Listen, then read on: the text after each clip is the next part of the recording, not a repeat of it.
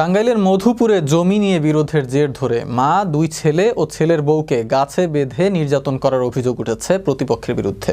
মঙ্গলবার সকালে মধুপুর পৌরসভা এলাকার ৭ নম্বর ওয়ার্ডের পুন্ডরা গ্রামে এই নির্যাতনের ঘটনা ঘটে। নির্যাতনের সময় উক্ত এলাকার এক বাসিন্দা জরুরি সেবা 999 নম্বরে কল করলে মধুপুর থানা পুলিশ এসে তাদের উদ্ধার করে। মধুপুর থানার ভারপ্রাপ্ত কর্মকর্তা মোল্লা আজিজুর রহমান জানান, জমি নিয়ে দুপক্ষের মধ্যে বিরোধের জেরে ধাক্কাধাক্কি হয়েছে, তবে গাছে বেঁধে নির্যাতনের বিষয়ে তিনি কিছুই জানেন না। এ ধরনের কোনো ঘটনা হয়ে থাকলে এবং কেউ অভিযোগ দিলে অবশ্যই প্রয়োজনীয় ব্যবস্থা গ্রহণ করা হবে বলে জানান তিনি। আমার স্বামী বাইরে আসার সাথে সাথে আমার স্বামীরে প্রচুর পরিমাণ মারার পরে বেঁধে রাখছিল।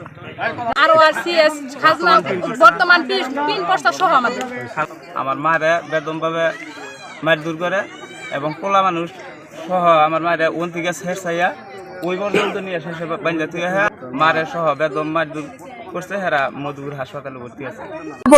জনগণ আমরা একটাই আশা করছি যে বিচার সর্বোচ্চ শাস্তি চাই। এই ধরনের ন্যাক্কারজনক ঘটনা যাতে কোনো এই বাংলাদেশের কোনো মাটিতে না হয়।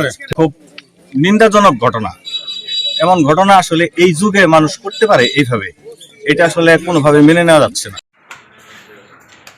শুধু বলছে যে আমাদের সাথে উভয় পক্ষ ধাক্কাধাক্কি আছে, প্রথমে এক পক্ষ গেছে, পরে দ্বিতীয় পক্ষ আবার এসে এই ঝামেলাটা তৈরি করছে, এরকম একটা বিষয় আমার কাছে আসছে।